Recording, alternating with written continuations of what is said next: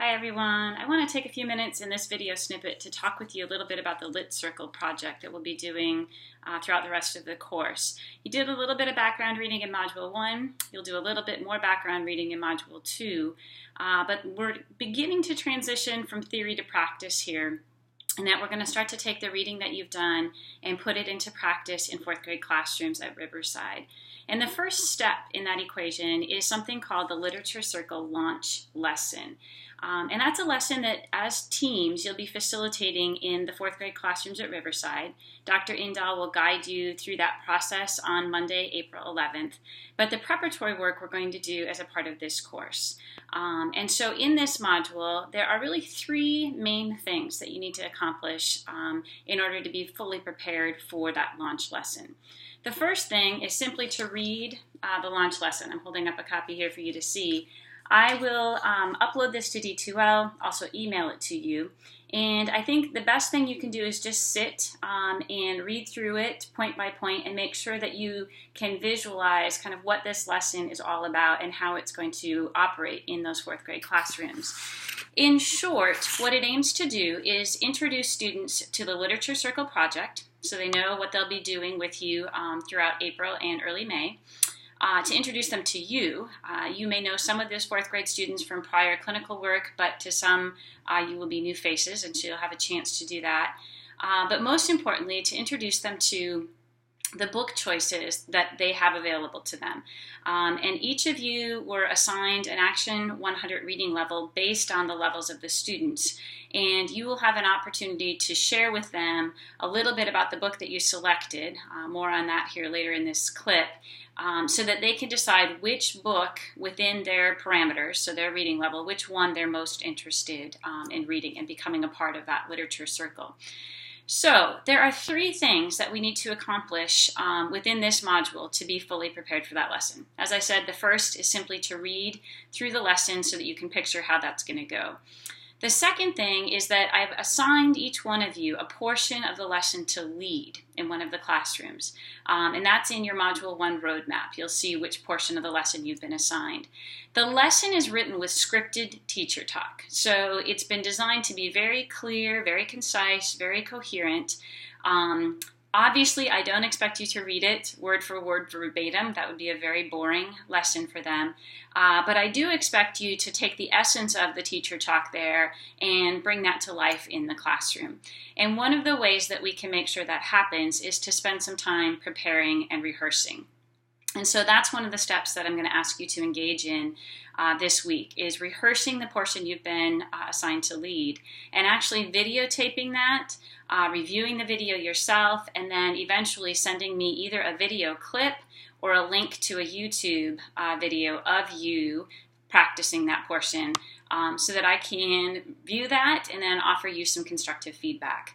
And just to give a little background, when I taught this course in person at Winona State, this is something we would do in person. So obviously it's a little awkward doing the rehearsal over video, though prior students used to do that at home on their own so that then when they presented in our classroom, not with the fourth graders, but with their colleagues, that they felt even more polished and prepared. So it's not really a foreign step, but it may feel a little bit novel to you. I'm not sure the degree to which you've done this kind of rehearsal in the past. So that's step 2, is to rehearse the portion that you are supposed to lead. I will give you feedback by Monday the 11th, so you've got some idea of what you might do to improve it if there's room for improvement. To front load, some of the things that I always watch for are volume. How loud is your voice projecting? Will all the fourth graders be able to hear you? Pace, are you going slow enough that they can comprehend what you're saying, process it, make sense out of it, and still keep pace with what's to follow? The energy that you exude, are you kind of monotonously reading from the script, or are you exuding some enthusiasm for the project? And that's really going to sell this experience for them, is if you go in excited about it, they're going to pick up on that excitement and carry that energy with them into the project. And then also eye contact. And that's going to be hard for me to assess via video because you're just going to be looking at either a flip camera or the camera on your computer. But ideally, we want to be making eye contact with the entire room. And so the way we used to try and do it when I was face-to-face with students is to practice kind of an eye contact sweep so that as you're presenting, you're making sure that your eyes are sweeping that room and covering all the students in some way, shape, or form. So that's the second thing you need to do. And then the third thing is to prepare what we call a showcase snippet. And the showcase snippet, I'm actually going to do a separate video clip of that. But for right now, just to kind of front load, the snippet is really the piece that you're going to share with them about the book that you've selected that should pique their curiosity or rule it out if they decide they're not interested in that book at all.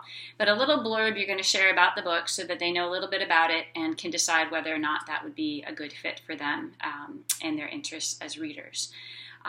So that's a little bit about the Lit Circle project for right now. The launch lesson, as I said, will be taking place April 11th. That's a Monday. And then the following week, you will start the lessons. It's a series of 6 lessons you'll be doing with the 4th graders. And those lessons will take place twice a week. So you'll have some time to prepare the lessons, rehearse them, deliver them, and then write the next set and be responsive to student needs. If you have questions or concerns about this, feel free to shoot me an email. And if necessary, we can always set up a time to Skype or talk on the phone to offer some clarity. But I wish you luck in this. I think it's a really fun project. It starts to put into practice a lot of the things we've been learning about. And it's a chance for you to really take the lead as teachers and try on some of these new strategies with a small group of students, which I think enables you to feel a little bit safer in venturing out into kind of new territory. So good luck, have fun, and I look forward to seeing your video clips. Take care.